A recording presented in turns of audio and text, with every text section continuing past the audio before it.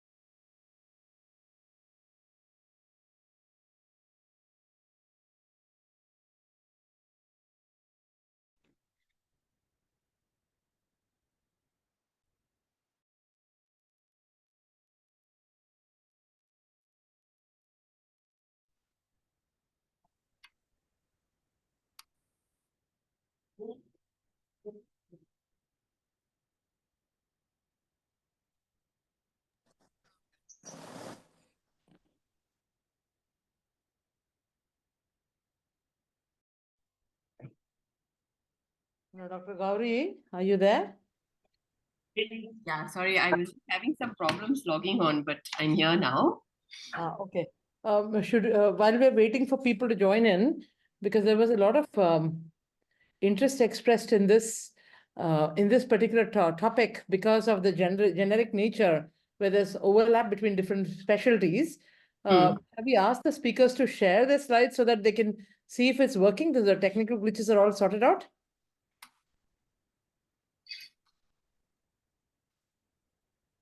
Sure, ma'am. Hello, Ann ma'am. Hello, Gauri ma'am. Hello. Hi, Ramya. Dr. Umesh, would you like to share your slides to see if it is working?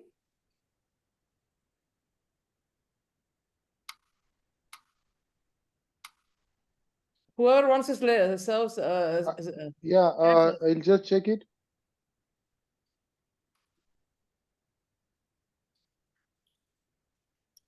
Share screen. Okay. Is it audible well? Visible? Yeah, visible. Just I'll check one video. If it is working, then it's fine. Slideshow from. Oh, sorry. Escape. Current slide. Playing well? Is it fine? Yeah. Okay, then it's okay. Then I'm done.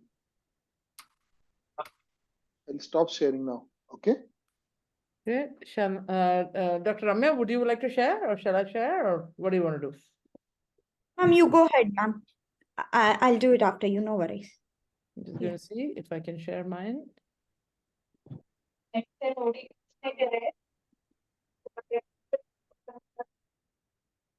it's started. It's sharing? Yes, ma'am. We can see your slides. It's moving. Sure. Okay, that's it. So that's mine. Then would you like to share yours, Dr. Ramya? I'll just share mine and see if it comes.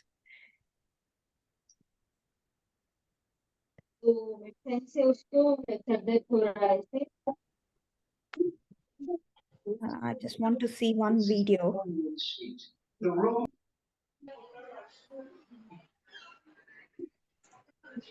Yeah, it's working. Okay, that's it. I'm done. Thank you, ma'am.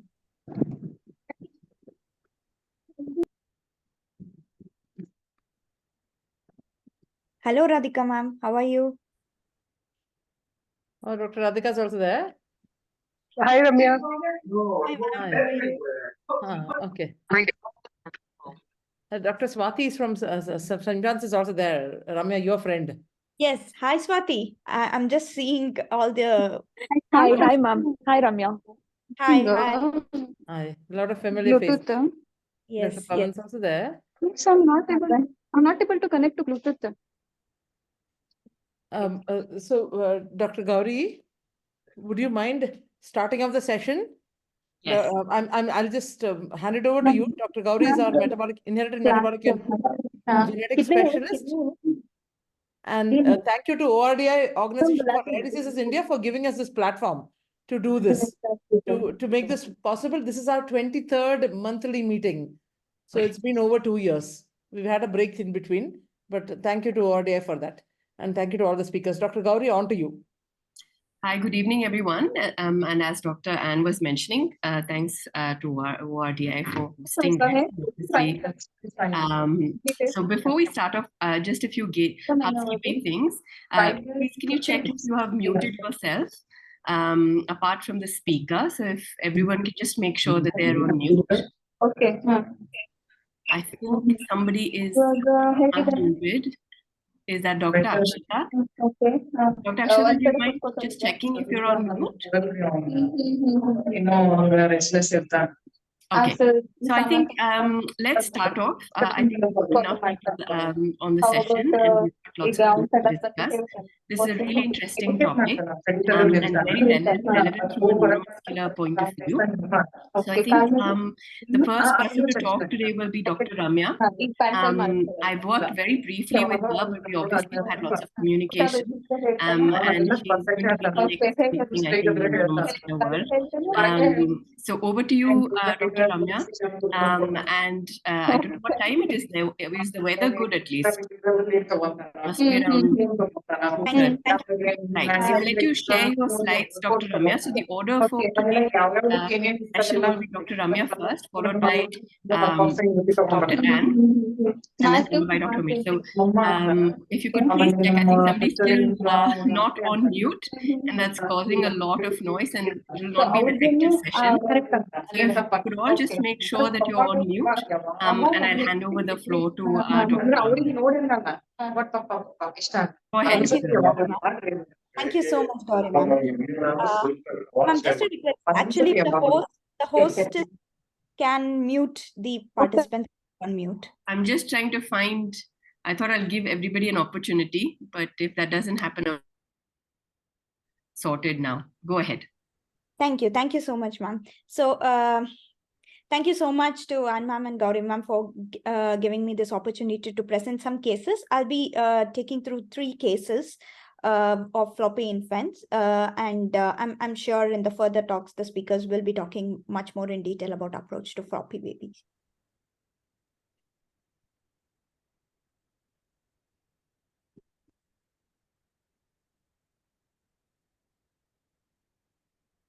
Yeah, I hope my slides are seen now. So these are 3 cases which I had come across when I was working under Dr. Ann, and we had quite a few interesting ones. So a couple of them are just going to build up on the complexity of the cases. So the first one was a 21-month-old male baby. The family was from Yemen, and the baby was floppy and not holding his neck up from 6 months of age. There was progressive weakness of the muscles with intercurrent illnesses. And also, the parents reported that the baby had recurrent chest infections from 14 months of age. And every single time that the baby had a chest infection, it was warranting a PICU stay and some oxygen support. And from 14 months of age, the baby was on home oxygen through nasal cannula. Baby also had an unsafe swallow and GERD, and definitely failure to thrive. So birth history-wise, he was born at 39 plus 4 weeks through normal vaginal delivery with a good birth weight of 2.5 kgs.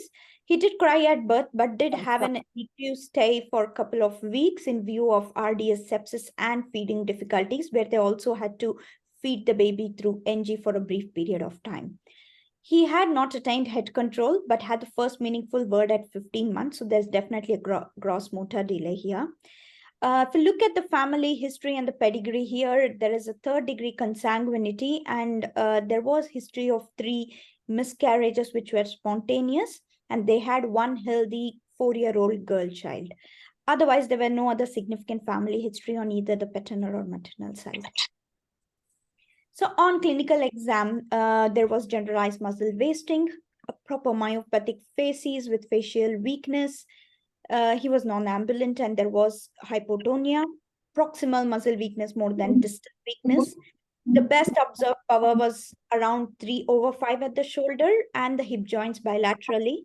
There was definitely a head lag and axial muscle weakness. The cough was very weak, and baby had a nasal voice. So remember seeing this baby in the outpatients in the clinic, that baby was, the parents were moving around with the oxygen cylinder, and the baby was getting nasal cannula oxygen. And the father did mention that they had really spent a lot of money when they had come in here just trying to get the oxygen cylinders sorted on a daily basis.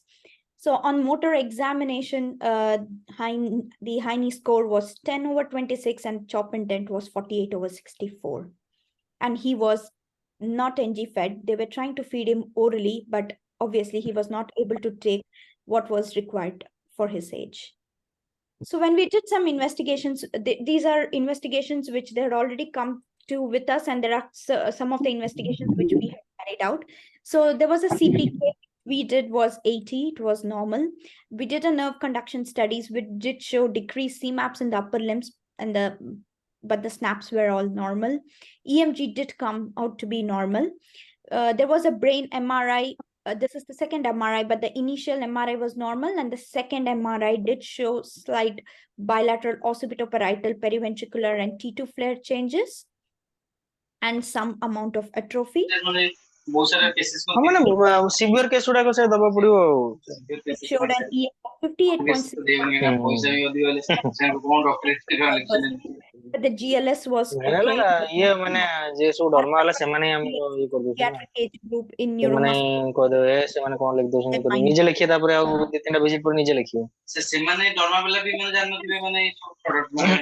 just going to interrupt you. Sorry. The most common thing that we think is SMA, and we would always like to rule in or rule this out first. But we got an SMA in genetics, which was normal. You can see SMA1.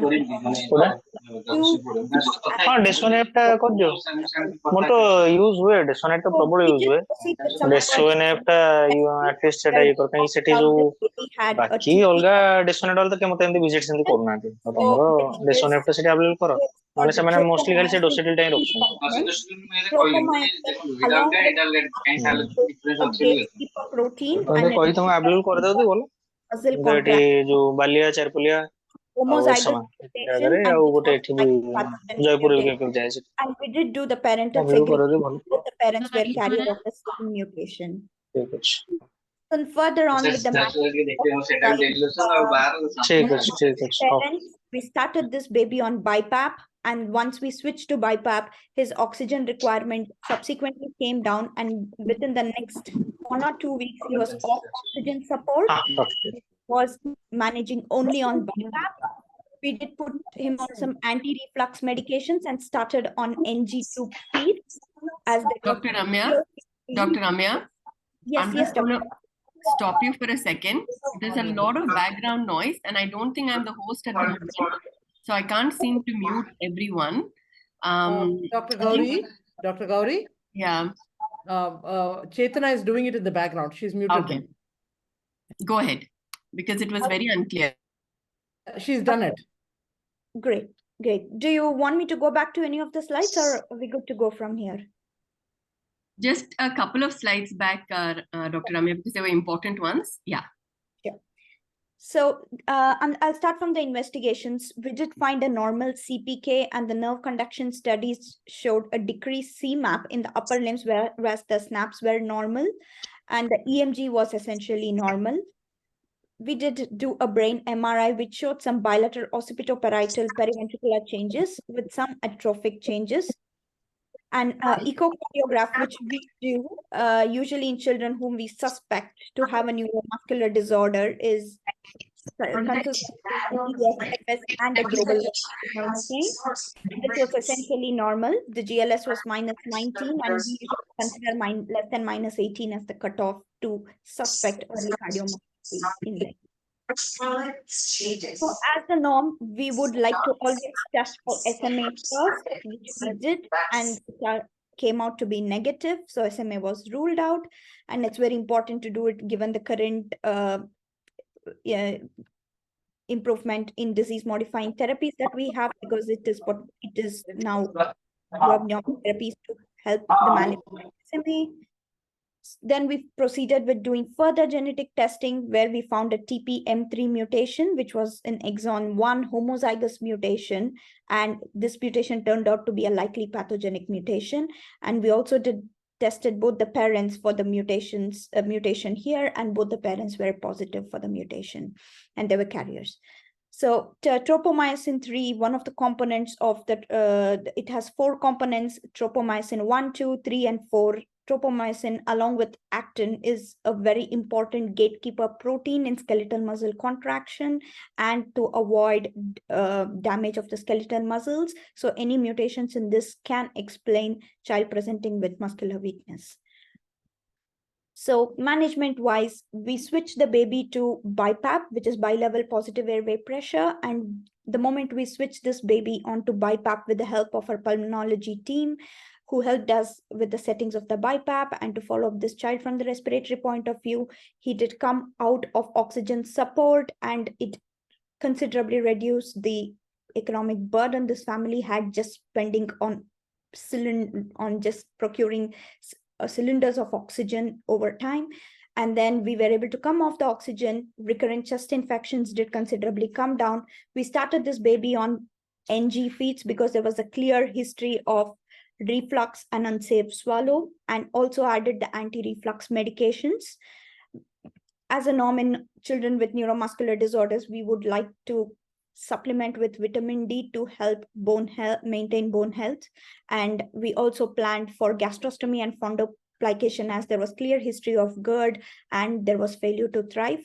But we plan to do that once baby had settled on BiPAP, so that it is easy for the post-op recovery and management of ventilation in the post-operative and the intraoperative period. So that's the first case. Moving on to second case, if there are no questions at the moment.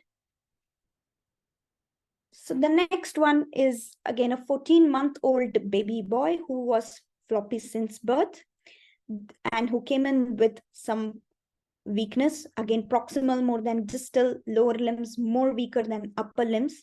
But he was slowly gaining skills and there was no history of regression in contrast to the first case that we saw. He had just 2 chest infections, but never required oxygen, never got admitted to the hospital, recovered well with oral antibiotics. But on asking the parents a bit more in detail, they did say that there was some occasional cough or choking episodes, especially with liquids. He was thriving well otherwise. There was no history of sleep hypoventilation. Birth history-wise, mom these antenatal scans did show decreased fetal growth and a single umbilical artery and oligohydramnias. Mom had hypothyroidism for which she was treated, and also pregnancy-induced hypertension. The baby was born via LS with a birth weight of 1.92 kgs, but did cry at birth and postnatal period. Again, there was a delayed attainment of head control at 10 months, but subsequently he did not attain any further motor milestones, but did have meaningful words at 12 months of age and was socially appropriate for 14 months when we saw him. On clinical exam, his weight was 8.4, which was fairly okay. There was generalized muscle wasting. There was a high arch palate and a head lag. He was hypotonic, and there was subgravity power across all joints. The DTS were not elicitable, and we could see some contractures of long finger flexors, elbows, and the tendoachilles tendons. So again, we proceeded doing some investigations. The general blood investigations like the FPC was normal, but the CPK came out to be high. On 2 occasions, we did do the CPK and it was 3,982, and in another occasion it was 4,779, which is significantly raised. And so we started thinking in terms of congenital muscular dystrophy, and the AST was 150, ALT was 89, lactate was 16.9, slightly elevated for the lab reference. The metabolic screen was negative, and thyroid function test and BERA was essentially normal. So when we did the MRI for this baby, we did find some changes. I'm sorry that I don't have the MRI of that particular child, but this is the MRI of another child who had the similar mutation, genetic mutation as this. I'm going to share the MRI first. If you can see here, there is white matter changes that can be seen here. Bilateral white matter changes. Yeah. So any guesses from the audience what this could be? What would one of the differentials be? Sorry? MLD? MLD, yes, but there's no history of regression at the moment. Somebody has offered LAMA too. Oh yeah, that's right. That's right. So we do suspect LAMA2 whenever we see these white matter changes, especially when we are suspecting a neuromuscular disorder. So we did get a compound heterozygous LAMA2 mutation in this child. and 2 mutations of LAMA2. And we did send off the parental genetics as well to confirm that the parents are carriers of these mutations. Moving on to the next case, which would be my last case, slightly complex one. So again, this was a 3-year-old girl who presented with global developmental delay, was floppy since 2 months of age. When she started walking, she had frequent falls from 18 months of age. There was clear history of sleep hypoventilation, snoring, and being a bit flushed when she woke up the morning. There was definite history of bulbar weakness, choking while feeding with liquids especially. She was failing to thrive. And when we examined her, there was a bit of proximal muscle weakness more than the distal muscle weakness, and lower limbs predominating over the upper limb weakness. But from 2 years of age, there was a history of subtle motor regression, which we could elicit on the history. Birth history-wise, there was oligohydramnios noted at 35 weeks of gestation. She was a late prem, delivered through LSES in view of fetal distress, but she was a good-sized baby of 2.06 kgs and did cry at birth. And there was otherwise nothing exciting on the postnatal period. Again, there was a 3rd-degree parental consanguinity, and there was a history of IUD prior to this child in this couple. If you look at the development, there was a bit of delay, but she was constantly gaining her milestones, but with a delay. She started walking independently by 17 months of age, and she did have her meaningful words at around 18 months, and socially she was appropriate.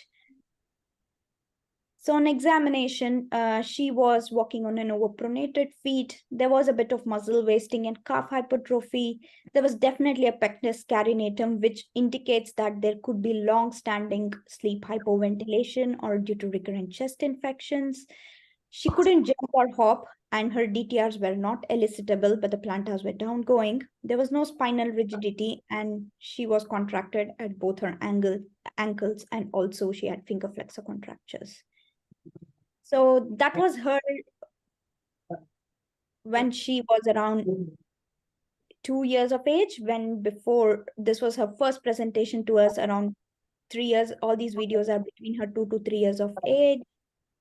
If you see her, she is able to sit independently without support. She had good anti-gravity muscle power in her shoulders, elbows. And this is her walking. She's like pronated feet, but good power. After this, things changed. So, sorry.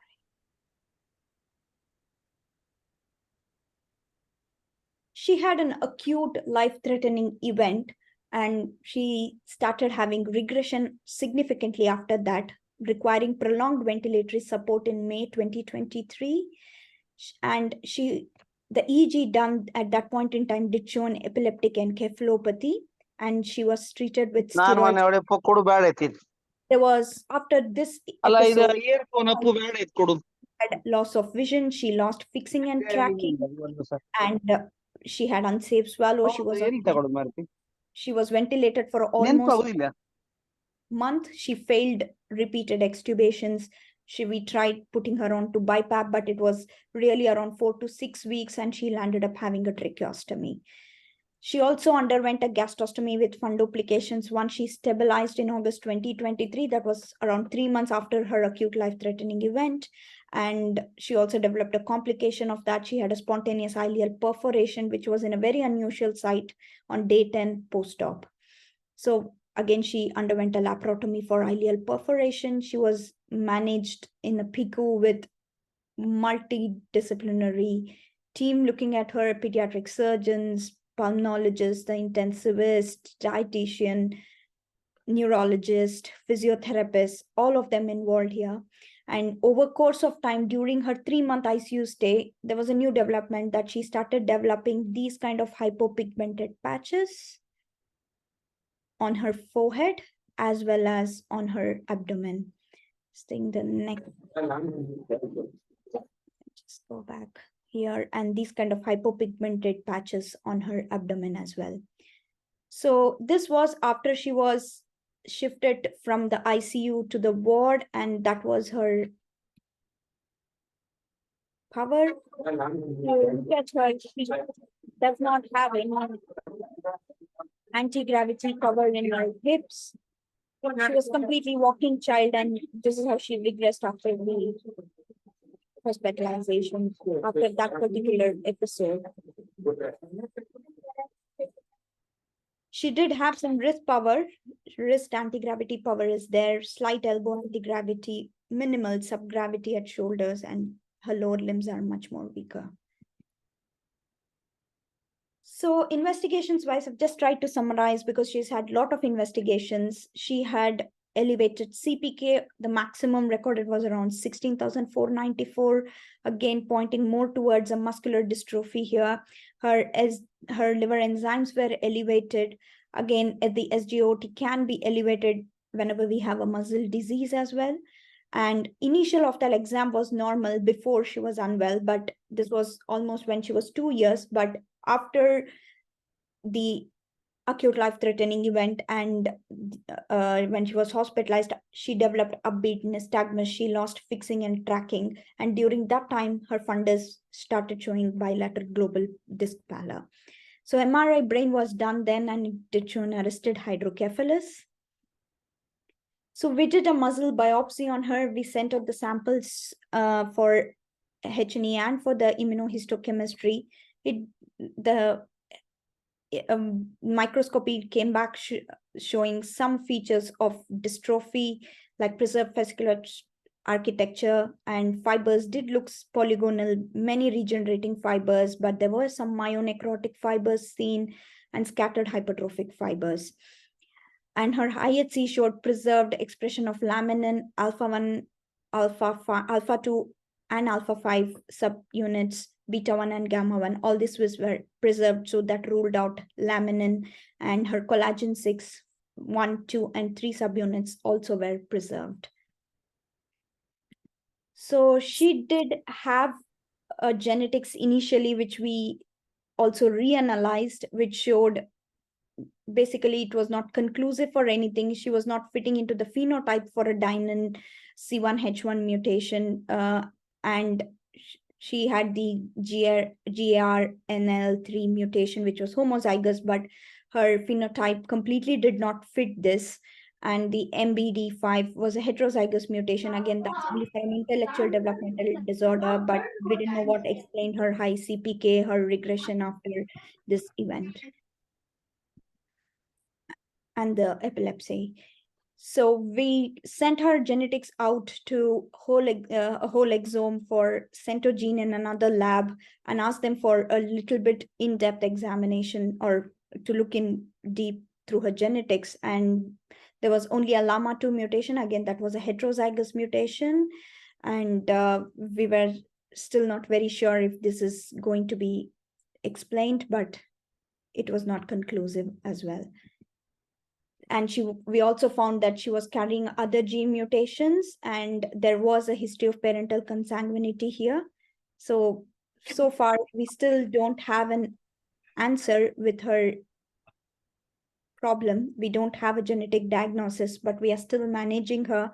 She's on tracheostomy, she's on BiPAP, she's on gastrostomy feeds. We get the dietitian to help her with the feeds so that we are able to help the child gain weight. We are tapering her anti-seizure medications at the moment. Further EEGs are improving, and this is where we are at the moment.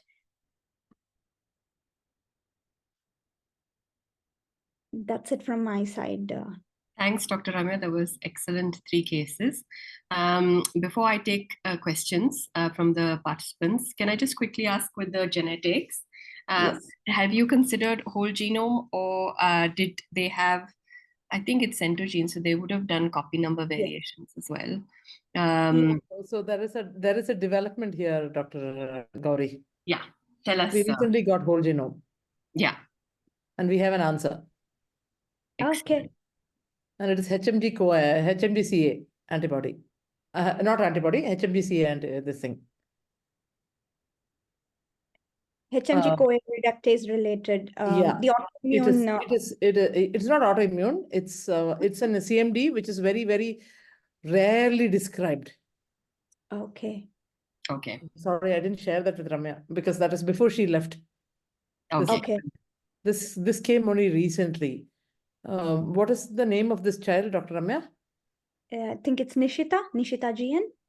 Okay, just give me. I did remember we had discussed about this child with also Professor Bonneman, and and we're only also after that we got. send out samples to Washington for. We were going to send off samples to NIH in Washington. Can I Yes. just share the screen so that you can see the genetics? Yeah, I can stop sharing. Yeah. Yeah. But we were working out the logistics to send across the samples. Yeah. I remember And this was this was done by Centrogene free of charge because we were really at our wits' end. 3 times whole genome was done, critical exome prior was done. Is it possible to see my screen? Yes, yes. Dr. Gauri, would you like to comment? So this is, it's all this older ones, they did not pick up anything. Homozygous variant, FFP1, dynin, all of these things were done. So this was done in live cell with MedGenome, with multiple labs it was done. Everything was then, taken out. And ultimately what turned out was, this is what is fitting the phenotype. It's HMG-CR. And it's homozygous, and it fits the, the family consanguinity. So we at last have an answer. So that's there's just very few people in the world that have been diagnosed. Yeah, and I think that's one of the home messages. So the question I was going to ask Dr. Ramya, with all of the cases that you've seen and worked up, what would be your top 3 takeaway points for everybody who's taking part in the meeting today? As someone who has seen a lot of neuromuscular cases, what would be your top 3 takeaway in terms of management and evaluation? Okay, I think that's a very good point. And yeah, to summarize, I would say in a child who's a floppy infant, we have 2 major causes. One is the central and the peripheral. With peripheral, I would say in the current era, we should always look for SMA first and try to rule that out. That should be all children who have floppy infant and we think it is peripheral, we should rule out SMA first. That should be the first genetic test of choice. Second thing is, I would say a little bit meticulous on the history, because always they don't come to us with very starking history. A little bit meticulous history to map their motor progression would be very useful. And I would say the most important thing in them would be to also look at the comorbidities, especially respiratory and feeding. These 2 things are very, very important. Respiratory wise, these children are probably it's the respiratory failure that's going to be the life-threatening complication in them. We may not be able to get a diagnosis early in them, but to keep them safe until we are able to get a diagnosis is what is important. So even if we do not have a diagnosis in them, we need to start treating what we see. And so many times parents do not give us history of sleep hypoventilation or anything, but we need to be a bit more meticulous and go into the details, asking if this symptom is there or not, plot the weight of the child, look at reflux. And I think managing reflux and respiration is the 2 most key important things here, and good physiotherapy would be the first 2 or 3 things that I would do while I am waiting to get an answer for the problem. Excellent. That sounds like a plan. So with the, if there are any questions, if you could type it in the chat box and I will read it out so that we can try and keep this sort of moving along. So we've got 2 more minutes. If this is something that you have not thought of now and want to put it in the chat box, we can come back to it later. So what I'd like to do is move on to the next speaker. The next speaker is Dr. Anne. I don't think we need to give any sort of introduction to her. She's pretty much spearheaded, I think, these meetings as well. And I think without doubt is one of the neuromuscular specialists that we all look up to. So I'll hand over the floor to Dr. Anne to take us through an approach to how to manage a floppy infant. Sure. Thank you so much, Dr. Gauri, for moderating this session. And thank you, Dr. Ramya, for setting the scene. So what I wanted to do was, Dr. Umesh is going to give you some difficult cases in the end. I'm sort of sandwiched in between Dr. Ramya and you. We're saying that the entire how neuromuscular disorders present in early life, be it prenatal, that is early antenatal life, or when they're born as newborns, or when they're born and their first few years of life. That's what I'm talking through. Instead of covering all of it, I'm just going to give some ideas and leave it with Dr. Gauri to go back to when Dr. Umesh is doing his talk to see, can we regroup and see, can we take it back? So some localization. So we're still going to go back to MBBS basics to where is localization? Is it central versus peripheral? We're going to keep rounding back to this. Is it central versus peripheral? Because this is a question that however senior you get, we keep getting asked. And then some simple things like, is it anterior horn cell? Is it myasthenia? Is it muscular dystrophy? And is it myopathy? So then what is this floppiness? Is it a weakness versus floppiness? Because that's a concept that is confusing to even those of us who are specialists. Because you see a child who's very floppy and it's very dramatic. And sometimes you often confuse that with weakness, and it's not necessarily weakness. And one of the things that we are taught as medical students in suspending an infant is what is important in that.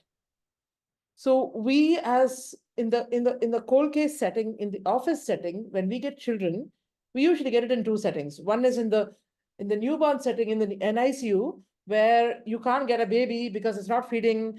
You're not able to discharge this baby because it's not feeding, or you can't get it off the ventilator, or you're getting an infant who's having delayed motor milestones. Only that is delayed. So now localization, and then we look at, so in the first instance, as a newborn, when we are seeing, we'll have to take out all the central causes or the systemic illness. You have all kinds of systemic illness. It could be a baby with, a perforated abdomen, or a necrotizing enterocolitis and sepsis, which could be floppy. It could be cardiac failure, or it could be just plain sepsis. It could be just HIE, because this is commoner. In order of common, how common they are, sepsis is the common one. Second most common is HIE. Then you have less common ones are inborn errors of metabolism, followed by the syndromes. The syndromes are far too many to count, and Dr. Gauri would be the expert for that. But what's important for us to remember is that we do not really need to remember all of this. We just need to have the handle in our head. Then you could have structural abnormalities, which need not initially present with UMN signs, which may just be hypertonic initially. Then you could have, these are rarer, so that's why it's placed 6th here. You could have cord junction defects or skeletal dysplasias. So if you are asked to see a floppy baby anywhere, if you want a gestalt, look at the baby and see, do you think the baby is alert? How do you think the baby's cognition is? And then look at the birth weight. Now, if the baby is low birth weight, then something did not happen at birth. It was already not thriving when it was in the womb of its mother. Like babies are supposed to swallow. There is a physiological pattern to how they are supposed to form. So if there's either too much liquor, meaning polyhydramnios, or too little liquor, there's something essentially wrong with the baby. The feeding of the baby when the baby is born.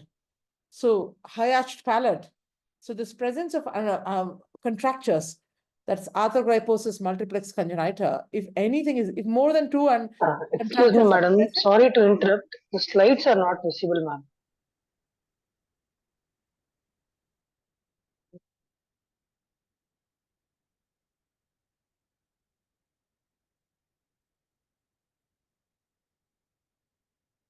Okay, are the slides visible now? Yes, ma'am. Okay, sorry about that. Thank you for pointing it out. So we said localization. We're looking at muscle tone versus hypertonia versus weakness. Two settings, hypertonia in neonates versus hypertonia in early infancy. And this is a cartoon that is taught to all of us. We've drawn these cartoons in our own sketches when we were in medical school. So systemic illness, HIE, inborn errors of metabolism, syndromes, dysgenesis, and then the rarer causes. So if you are given a baby who's floppy, so first thing to look at, is it cognitively okay? Is it alert? Look at birth weight, look at LICA, look at feeding. Is there high arch palate? Presence of arthrogryposis multiplex congenita implies that this has been some time in happening. Already there is fibrosis in the joints for contractures to have developed. So which means it was already in the past. It's not at birth. So bearing that in mind, again, going through the same thing, is it central spinal cord? Is it a spinal cord injury? Is it an anterior horn cell? Or is it peripheral? So we are only talking about 20 to 30% of this is what falls into the neuromuscular remit, so to speak, meaning congenital myopathy, anterior horn cell disease, or a myasthenia or a muscular dystrophy of sorts. So now if you look at that 50 to 20%, majority of them are myopathies. So myopathies are not so dramatic and they have good prognosis. The next common is muscular dystrophy. This is an old paper, but this is still valid today, even though this is over 15 years old. The next common one is myotonic dystrophy, and much, much rarer is metabolic myopathy. So this is important for us, those of us who are having to deal with this, and they look like a plethora of different diseases for us to bear this in mind. So this is the classical things that we were taught as students. Look at these children who look so hypertonic and floppy, the scarf sign. You can literally fold them over, bend them over, and you hang them over. They're floppy doesn't mean they're weak. So now looking at investigations, you'll have a large number of investigations, and every year, as science is progressing, you'll have a larger number of extended investigations. But what we do need to realize is that in our settings, given our logistics, sometimes some of these investigations are not possible. So for example, EMG, single fiber EMG, Dr. Radhika, who's an expert here, often helps us out with difficult patients in localization to say, is this a neuromuscular junction defect? But transporting a child to her or doing it, sometimes the expense is sometimes more prohibitive. So we might sometimes want to say, okay, SMA is more common. Let's just do SMN genetics because that's only $4,500 and it takes 2 weeks. So you would have to make an algorithm for you locally based on your resources. So chest X-ray, because it gives us bell-shaped chest and the way, and it also gives you an idea of how the paraspinal muscles developed and how the architecture developed before, whether the onset was antenatal or not. Skin and muscle biopsy, again, a luxury for many of us. Transferrin electrophoresis, liver function tests, cheap tests, urine organic acids, thyroid function tests, VLCFA, copper ceruloplasmin, karyotyping, simple karyotyping syndromic diagnosis also have floppy infants. They present as floppy or hypertonic babies. Molecular genetics. So that's where most of us are reaching now. And neuroimaging. Never forget neuroimaging because many times it is helpful. Even in those things like Dr. Ramya had presented, even in those children whom we do not think the localization is in the brain, they may have a myopathy or a muscular dystrophy, which is also expressed in the brain, which causes neuronal migration defects or white matter defects, which picked up on MRI. But again, you need to know the timing of the MRI. So I'm going to start with the ABCD onwards, anterior horn cell. So anterior horn cell, SMA being the commonest, polio-like illnesses, and never forget the other non-5Q SMAs. So I'm starting with a child, which is a little bit heartbreaking. I saw this child 8 years ago. Unfortunately, history repeated again, and we saw the same history again last week. So this baby a boy presented at 2.5 years of age, 2.5 months of age, was ventilated. An astute pediatrician picked up a bell-shaped chest. There was parental consanguinity, and SMN genetics was sent up, and it came back positive. At that time, 8 years ago, we had no treatment. So we counseled the family, and we advised them for palliative care, and they got out. So now this happened again last week. Actually, it happened two days ago. We met another family who had one consanguineous family who had one live male baby, and this is a second baby who was born to them. And again, the same sort of X-ray. And a PCR picked up the SMN genetics, and it was positive for SMN. And the family opted for palliative care. This is the commonest one. 1 in 40 people are carriers, and 1 in 6,000 individuals are estimated to have the disease. So this is not something that can be overlooked. In the case of these two children, both of them, when we tease the history very carefully, the onset was between 2 to 3 months. And it was after the second vaccination, the first vaccination. The first DTP HIB vaccination was given, and the child became less active. The kicking of the legs was less. So we all know that there is progressive loss of motor neurons, and there is degeneration of these motor neurons, and there's progressive weakness and bulbar paralysis. So both these children presented with aspiration and microaspiration, and they had LRTI. So this is your classical traction sign, and they're very weak proximally. So this is a type 2 child who's really struggling to get up to sit. So as we mentioned, 1 in 40 carriers, 1 in 10,000 to 6,000 are affected individuals. So we know that SMN1 gene is the one that encodes for the protein, and SMN2 efficiently encodes for this gene. And the more the copy numbers, the less effective, the less severe the disease. But this doesn't necessarily equate to this is it, because we have had children with SMA type 1 who have 4 copy numbers. So usually, if you have 4 copy numbers, you should not be type 1. But that's not always the rule. So that is the exception to the rule. So you have your nerves and muscles speaking to each other. If they don't speak to each other very well because the SMN protein is not very good, the nerves are not healthy, then you have atrophy. And your normal muscle biopsy shows polygonal muscles with the entire contractile apparatus taking up the entire muscle and the nucleus pushed to a periphery. Whereas this is disrupted in SMA. And there is your body, your motor neuron is trying to cope with it. It's trying to cope, and that's why you have this disproportion with some multiple small neurons which are rounded, which are angulated, all kinds of things happen.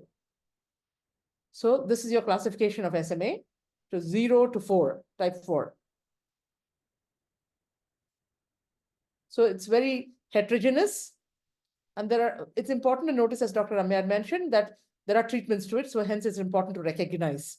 So there's replacement therapy present, and there's the SMN2 splicing modifiers, or there are neuroprotectants, which are all they're all in the pipeline, the newer therapies. So your nusinersen, these are the therapies that came from 2017 onwards, which binds and makes SMN2 more effective, or you have replacement therapy where SMN1, exogenous SMN1 sequence is introduced. So nusinersen, you give it as intrathecal, you give it as loading dose, and then it is given further. It is 78 lakhs per injection, and 220 people in India get it free of charge, but these are the only children who get it. This is not licensed in India. There's an intensive phase in the first 2 weeks, first 2 months where they're loaded, initially 2 weekly, and thereafter monthly, and thereafter it's a maintenance dose of 4 monthly. So there are some side effects, but it's nothing compared to how different their life is on giving them this drug. The other small modifier is risdiplam or Evrysdi, which is much cheaper. A bottle costs 1 lakh in India. This is the first patient that got it. And also then the other therapy where the SMN1 gene is replaced, which is the AVXS101 or the onasemnogene gene, the Zolgensma. So wherein you're packaging it into an AAV9 vector and introducing it into the body. So this is 16 crores. At the moment, this is the MRP, but more and more patients are getting it. So newborn screening is present in countries and economies where they have access to newborn to treatments. We are not in a situation to talk about this because we do not have access to it. So this is 2019, 2020, where in the US, most of it was being screened, and states which were not being screened was being penalized. So now coming to a different non-SMA child. So 13-month-old baby, a girl who had motor delay. She was cognitively very well. Her SMN genetics were sent off. And this is what we got. She had 1 copy of SMN1. So here she's a carrier, but that's not the cause for her disease. Now looking again, she had distal weakness. She didn't have proximal weakness. And she required a tracheostomy at 3.5 months. There was consanguinity. And what she had ultimately was picked up on whole genome sequencing with an IgHMBP1, IgHMBP2 mutation, which is known to cause an SMA with respiratory distress phenotype, which causes these fat pads and is known to cause respiratory distress predominantly. And they have this very typical fat pads. So now, before moving away for SMA, the diagnosis algorithm, again, presented in Genetic 2020, if you clinically suspect, because often it is cheaper, if you're sending it to a government setup, it's $2,500. If you send it in a private setup, it's often 4,500 rupees. Send off MLPA because that's the cheapest thing to do. Looking for both SMN1 copy numbers. If it is 0, then you can say confirmed SMA. If it's 1 copy, and if you're like this child had 1 copy, if you're really suspecting in this child, the phenotype did not match SMA. So we did not go down sequencing that way. So you can go down sequencing. So we have an SMA child who had a SMARD mutation, but the SMARD was not significant. So you'd have to go back to phenotype. We are ultimately clinicians. So we'd have to go back to phenotype and genotype correlation. And so if more than 2 copies is present, it depends on what your amount of suspicion is. Then you have to go look at other genotype, other conditions. So you'll have to look at EMG, nerve conduction, CPK, and see if it is neurogenic or not. And if it's a myopathic pattern, then you'll have to look at that. Muscle biopsy, often difficult for many of us to access.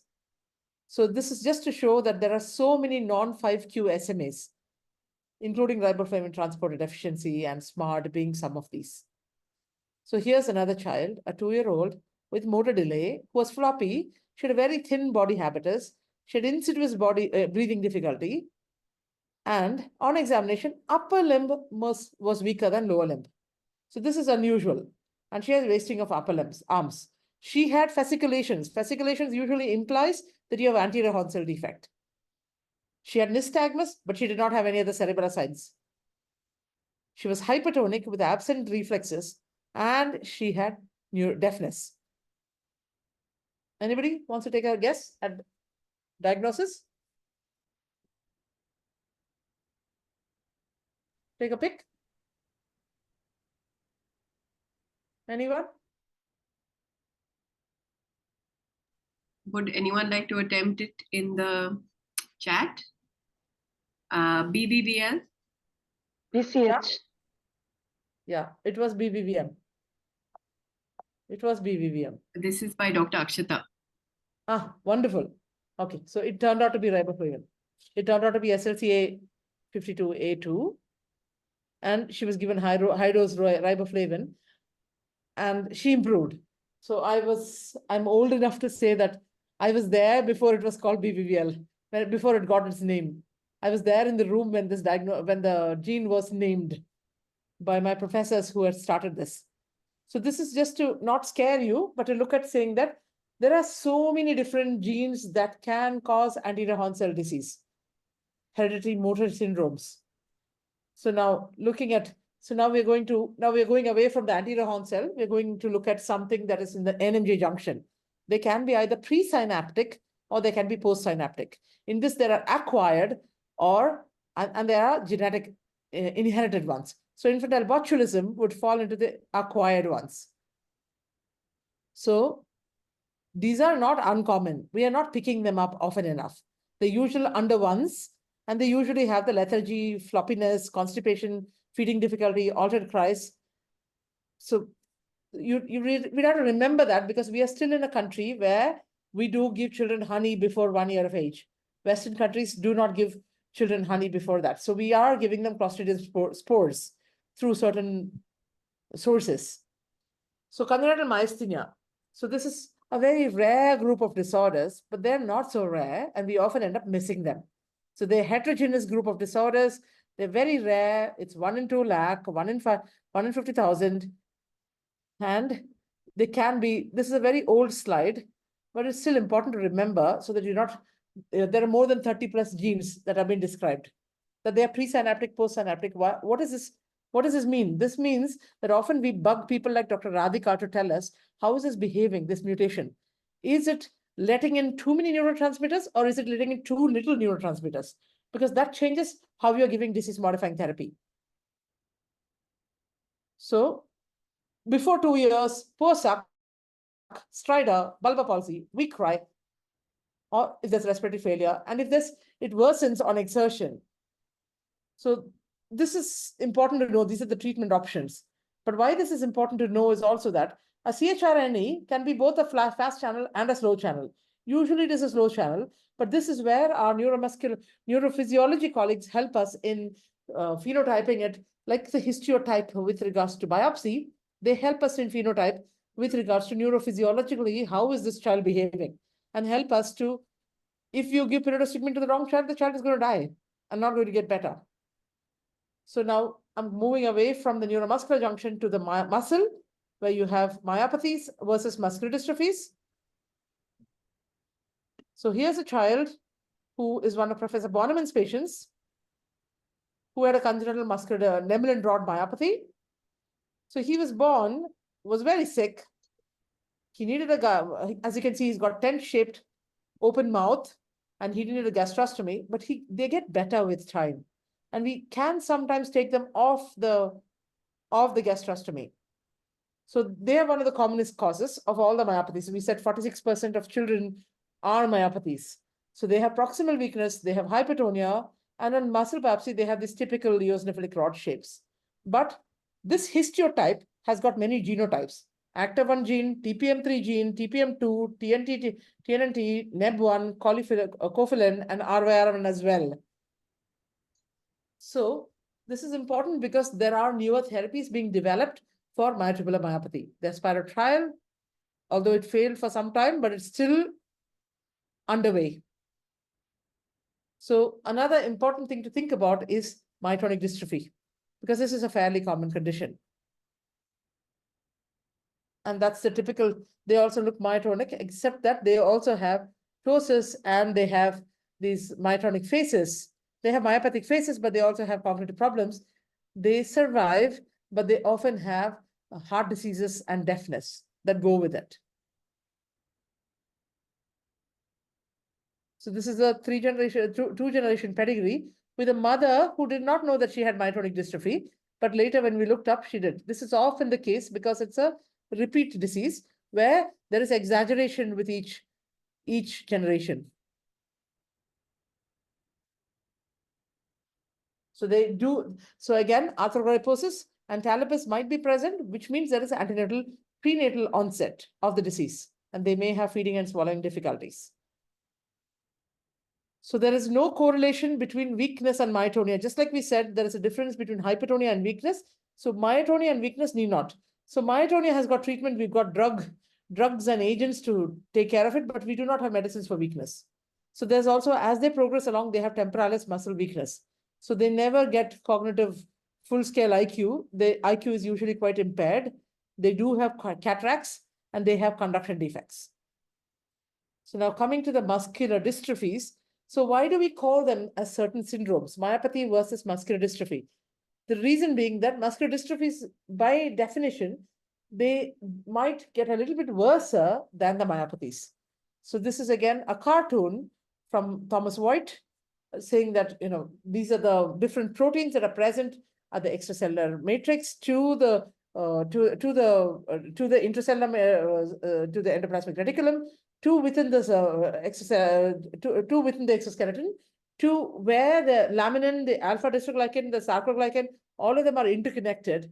But the way they are expressed, they together form the dystrophin-associated complex. And if one is impacted, the other is also impacted. And so they can negatively impact how the muscles functions, how the sarcomere contracts. So you have the same gene that can cause a whole a Walker-Warburg syndrome where you have nothing and you can have an anencephaly, or you can have a very mild limb girdle muscular dystrophy phenotype where you might have a normal MRI, or you might have very minimal mental retardation and few eulogyria or some white matter changes. This whole thing is a spectrum, and this would be dependent on how much protein is expressed and what the functional outcome is. So here is an arthrogryposis child from Dr. Regan-Foley. This is an Ulrich muscular dystrophy. The same child, this is the same child who improved with age. So a congenital muscular dystrophy need not be a death sentence. They can improve with time. This child got better with time, and they do have distal hyperlaxity. And they do get keloids. So I'm going to leave the talk with saying that if you're asked for any child, if you're asked to give an opinion for a child who's floppy, and I would say, go ahead and go look at localization. Then look at age of onset. Was it antenatal, neonatal, or later?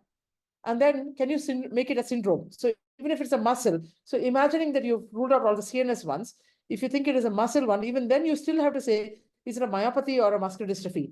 You have to put it into a syndrome. So let's apply this together. This is a child that Dr. Pavan and I saw yesterday. So this child was born with arthrogryposis multiplex congenita. We still don't know the answer. And this is a child as you can see it. She's weaker in the upper limb than the lower limb, but she's better than she was at birth.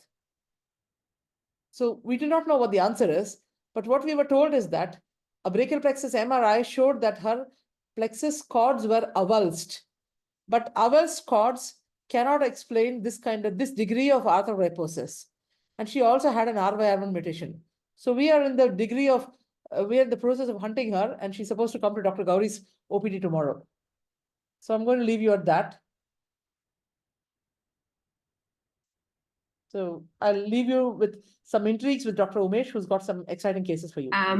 Thanks, Dr. Ann. So I was just going to, if you had any questions, if you could put it in the chat, and we can come back to it in a bit at the end of the session. But just before we wind down, Dr. Ann, what are your 3 takeaways when you see a floppy infant? Something to remember the end of this talk. When did it start? Are they weak or floppy? And then are they cognitive? So first thing is no. First thing is, are they cognitively okay? And then are they floppy or weak? And when is the age of onset? These would be the 3 things.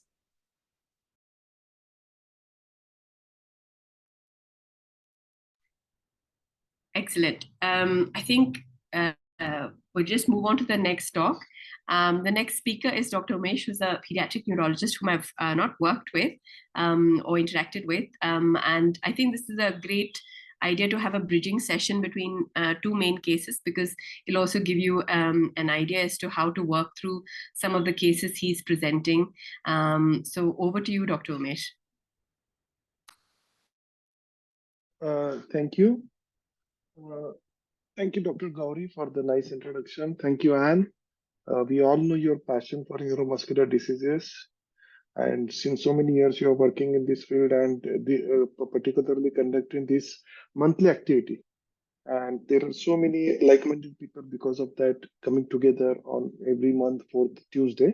So this is a very interesting topic for all of us and for the pediatrician as well.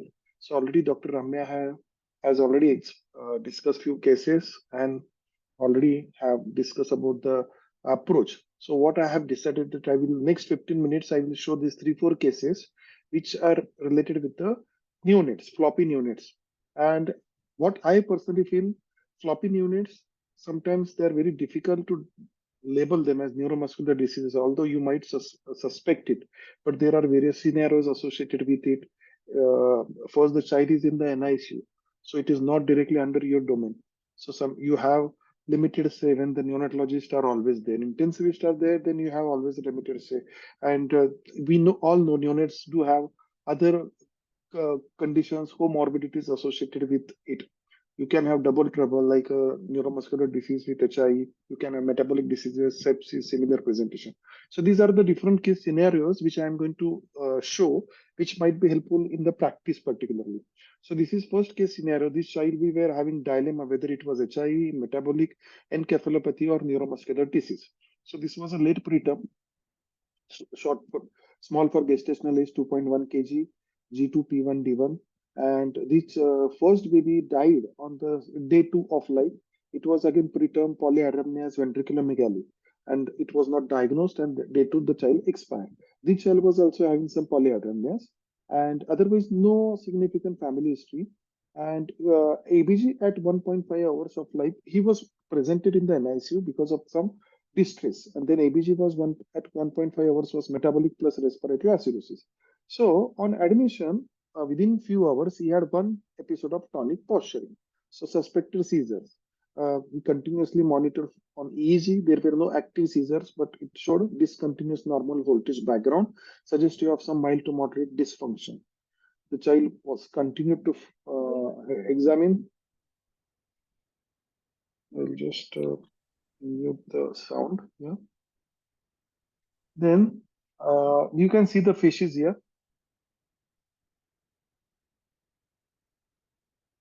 So some tint of it might be neuromuscular or floppy child, but there was history of HIE, doubtful history of HIE.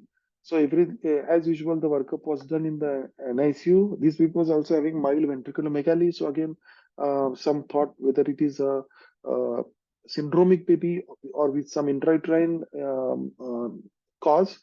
And we worked up for maybe for the neuromuscular diseases. SMN gene was negative. Prader-Willi fish was negative. And then we attempted EMG NCV on 4th day, and it was clearly myopathic picture. And if you can hear some doubtful sounds were there. So it was clearly myopathic. Now it's very difficult, technically difficult to do EMG in a neonate and to tell confidently that it could be myopathic or neuronopathic. But we thought that since it is admitted with us, we will go ahead with this and then we will decide.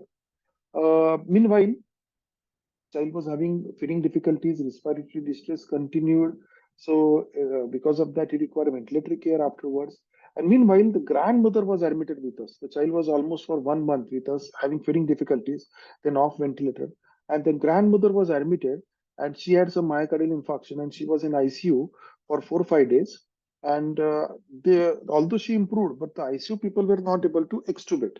And somehow they come to know that the neonate, the grandchild, is admitted in NICU and was having similar problem.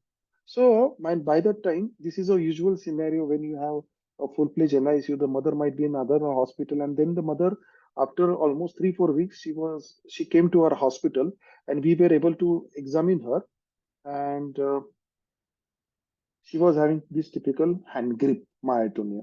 So now the twist here is usually what we have been taught that you have to examine the parents, but sometimes even the grandparents, they may present in the same setting. The usual teaching with myotonia is the mother may get precipitated with myotonia during pregnancy. But here we got the grandmother, she was 55-year-old, EMG was done for her, it was myotonic, and then the child was having some myopathic features on EMG, and the mother was having typical myotonia, and the CTG repeats were 155. So this is this message from this case is that one has to examine the parents, one has to keep open all the possibilities, and sometimes the diagnosis may get presented to us in a different way. Like here, the grandmother was having myotonia, and this also tells us how the intergenerational mechanism works in myotonic dystrophy, congenital myotonic dystrophy. Like the grandparents, because of the low CTG, they may get very late onset myotonia. The mother may get myotonia in the early at earlier age as compared to the grandmother, like 20, 30, 40. And then because of the increased generational transmissions of the amplifications of the CTG, the infant may present with congenital myotonic dystrophy. So this is the case to interesting case, but it's not something very unusual. So always we have to keep in mind this is another child. So almost every 3-4 months we get at least one case of congenital myotonic dystrophy. They may not always require ventilatory care. Sometimes they might be ambulatory, but usually they do have these typical facies, which I want to show. That, and usually there is not that much floppiness as compared to other cases which Anne and Ramya has already showed, like congenital congenital muscular dystrophies, myopathy. So some movements might be there. So this is about first case. I'll go to the next case. Now this floppy neonate, he was presented with bony pathology. This is a female child, term AGA, and spontaneous delivery without any vacuum or any thing required. But he required extensive resuscitations. He was referred to NICU within first hour. Otherwise, no significant antenatal history or anything abnormal in the ANC period. Only problem was the baby was floppy, disproportionate to clinical findings, and there was right femur fracture. And gynecologist and our colleagues were very much sure that there was nothing much aggressive thing happen in the labor room. So why the child is having right femur fracture? And so our differentials were it is a severe HI with no antenatal significant events, most spontaneous breathing at birth. So this is the child, and he was treated for this right femur fracture. And so the child again evaluated, always metabolic and sepsis is higher in NICU, the diagnosis list. Then upper motor neuron causes like HI structural, but usually they do have reflexes present. And this is the list which already Anne have already explained very nicely. So he was investigated on the same line. So obstetricians were very much sure there was no problem in the labor room, no dysmorphic features, and EMG was again doubtful myopathy. So we went ahead with the test. These are the common tests we do in an NICU simultaneously for a floppy neonate, because it saves the time, because this test required at least 1 or 2 weeks to come. So we sent Prader-Willi, SMN, CTG, and karyotyping together, and in whole exome we decide afterwards. So for this child, later on we have to do NGS as everything was negative, and it turned out to be RYR1. And then we reviewed RYR1 is very well known for intrauterine fractures. So this is also one unusual presentation of floppy neonates and neuromuscular diseases. They may present with intrauterine fractures, and this is a picture showing various presentations of RYR1. So this child is now around 5-year-old. She is delayed, but this neuromuscular diseases, one can have double trouble. Like HI is very much common in neuromuscular causes of floppy neonates. This is another child. Sometimes you may not get answer in NICU. You have to keep on investigating them. Like this child was admitted outside, and he was extensively evaluated for the floppiness. And then at 2-3 months, he was referred to us for failure to thrive. You can see the child is clearly failure to thrive. Otherwise, normal birth history, floppiness is there. He was investigated extensively, including metabolic workup. Then there was no weight gain. Karyotyping was normal. SMA was normal, negative. Pompe was negative. CDG was negative. And so in summary, she extensively evaluated. And after almost 9-10 months, the child started gaining weight. And it was little unusual. And now you can see here some dysmorphic features, which are clearly there. Almond-shaped eyes, fullness of cheeks, weight gain. So a child in NICU not fitting into your element cause, failure to thrive, feeding difficulties, and then this kind of dysmorphic features, think about Prader-Willi. So the Prader-Willi was done, and it was not done in NICU. That's why I insisted in my previous case, that all these 4 tests can be done together. They are not very costly, and most of the cases can be diagnosed in neonate, floppy neonate. So this was a Prader-Willi syndrome. And I'll come to the last case now, a floppy neonate who refused to get diagnosed till 1 year of age. And he was there in our NICU almost for 4-5 months. The child was on first day presented with refusal of feeds. There was no clear-cut history of HI. The only problem was he was not sucking at all. You have to put your finger, there was no suck. Slightly low tone, but otherwise moving limbs, although there was less movements. DTR were 1+, elicitable. Morose was weak. No other systemic problem. One could pass the RT. So here's the child. He's just refusing to suck and floppy. So MRI done on 8th day normal. Every other workup was normal. Gastro, CT thorax, cardiac evaluation was normal. Metabolic workup, SMA, CTG was normal. This was the MRI after 1 month, which was also reported as normal. But the child was in NICU. He was just refusing to suck. Then Prader-Willi was negative, karyotyping was negative. We have repeated the MRI after 2 months. Again, it was reported by neonatologist, radiologist as possibly normal. So at 4 or 5 months, child was discharged on gastrostomy feeding and followed up regularly. One can see now good movements of the limbs. See the limbs on gastrostomy tube. But there is clearly a pattern which is evolving. Now the movements are there, the reflexes have started coming up. So now he's showing some signs of UMN disease. And then again, we reviewed the MRI, and one can see here now there are some thalamic changes which we discussed in our radiomet, and they were from the beginning. We repeated the MRI, now they are clearly seen. So this is a thalamic insult. Probably this is an intrauterine HI.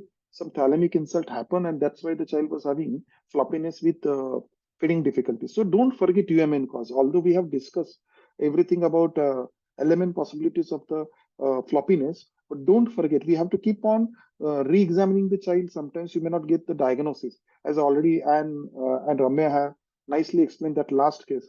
It took time to diagnose that LGMD case with HMG CR mutation. So sometimes we have to keep on investigating, keep on examining the child, rethink about it, sometimes do some judicious investigation, simultaneously keep on doing supportive management. So human cause to consider in unexplained floppiness, imaging findings may not be contributory in the early age. So this is my 4 cases about floppy neonates with different presentations in NICU setup and how to approach them. Thank you. Thank you, Dr. Umesh. That was very interesting, very nice cases. So with the final child, did you come to a diagnosis, or are you still working up this child? Sorry, I missed that. Which one? This last one. This is having UMN floppiness. This probably, this is a HIE case. Thalamic insult is there. So most likely it is unnoticed or undiagnosed HIE, and there was thalamic insult. Probably some acute thing happened, either intrauterine or before that, and that's why the thalami got affected, and that's why he was initially encephalopathic, and then the selective pseudobulbar symptoms. Okay, thank you. So I think before we go into questions, I'm not sure if you want to ask any questions, please leave them in the chat and I'll read them out. From your perspective, Dr. Umesh, what would be your 3 most important takeaways when you're seeing these children in the acute setting, not in the outpatient setting? What are your 3 main things, and how do you go about addressing these 3 takeaway points that you're going to highlight for us? Most of the element, like what I have discussed, these acute settings are in neonates. So I explained at the beginning only. The first point is sometimes you will not able to give answer to everything on first, second day. So always we have to rule out other possible causes like HIE, sepsis, metabolic, and then simultaneously second point, if you are sure now it is ruled out, second investigations, 4 things together: SMN, CTG, Prader-Willi, karyotyping. Another 1 week, you will start getting some new findings. The child will improve or deteriorate. You will get more clues. And then the third possibility is you have to reassess your MRIs. You might go for whole exome. So like this, you have to go ahead, but you have to keep on examining the child again and again. So history, examination, investigation judiciously, rethink about it. Excellent, thank you. So I think there's a question from SP. Does hypotonic CP exist? Do we have to investigate a child with hypotonic CP? Anne, are you there? Yeah, I'm there. Yeah, this question I think is for I don't think I believe in hypotonic CP. What about you? We see this is an old term, hypotonic CP. These ultimately all these kids will develop some kind of abnormal tone, spasticity or dystonia or dyskinesia. So hypotonic CP is, I think, in between, like this kernicterus kid, what we see. Initially, they might have a lot of truncal hypotonia. See, UMN disease causes truncal hypotonia. So these are labeled as hypotonic CP. Now we don't classify as also because hypotonic. it's based on when you're seeing, at what point of insult you're seeing it. Yes. So this is it has no place in the dictionary at the moment. Excellent. So I think from the end, I don't know if anybody else wants to ask any questions. And if you don't put it in the chat, more than happy to unmute yourself and ask the question. Otherwise, I was just going to make some concluding remarks and bring this meeting to an end. So I don't know if anyone else would like to ask a question. I don't think there are any more things in the chat box that I can see. I was just going to make 3 points, including remarks. Thank you to all 3 of you for this excellent talk. So the 3 sort of concluding remarks I wanted to make, at least from a takeaway perspective from this session, was from a genetics perspective. I think the one thing we look at from a floppy infant perspective is, are they dysmorphic or not dysmorphic? Is the hypotonia predominantly central or peripheral, what the CK is, and what the brain MRI looks like. And one of the things that I want to sort of reinforce with Prader-Willi is differential for Prader-Willi is something called Schaff-Yang syndrome, which is there's a critical area on chromosome 15, and the mutation is MAGEL2. So if you don't get anything on Prader-Willi, but the phenotype looks like Prader-Willi, and there was history of fetal akinesia or arthrogryposis, then it's worthwhile sending off for a whole exome to look for this particular mutation. So all of these sort of things are really important when we are working up a floppy infant, at least from a genetic perspective, because you want to identify things you can treat early on. So when you see a syndromic child, if it looks like Zellweger's, you need to be thinking of sending off the VLCFA and things, and always think about mitochondrial. That should be a predominant sort of differential whenever you're doing any workup for a floppy infant. So I think that was pretty much my concluding remarks. Thank you to all 3 of you and to ORDI for organizing this, and of course Dr. Anne, who is constant force to reckon with within this particular sessions that we have. So I think I'm going to conclude now, and hope all of you have a lovely evening, night. Thank you. May I just take the opportunity to thank the moderator? Thanks. Thank you. We did well on time as well, I think. That's so it's really good. I think we're not. So thank you as well, Dr. Umesh. He's very passionate about floppy infants and doing neurophysiology on them. I'm not very good at it. I have Radhika to rely on, so I can rely on her. I'm like, I don't want to go around poking small babies, but he knows how to do that. So Dr. Umesh is very good at it. Thank you, Dr. Umesh, for agreeing at short notice. Thank you, Anne. And Dr. Ramya. But thank you so much, Dr. Gauri, for doing it so organizedly. I don't know if that's a word. Thank you. So that was really nice. Nice to meet all of you. Take care. Bye. Okay. Bye-bye. Thank you, Gauri ma'am. Thank you, Anne ma'am. Thank you. Bye-bye.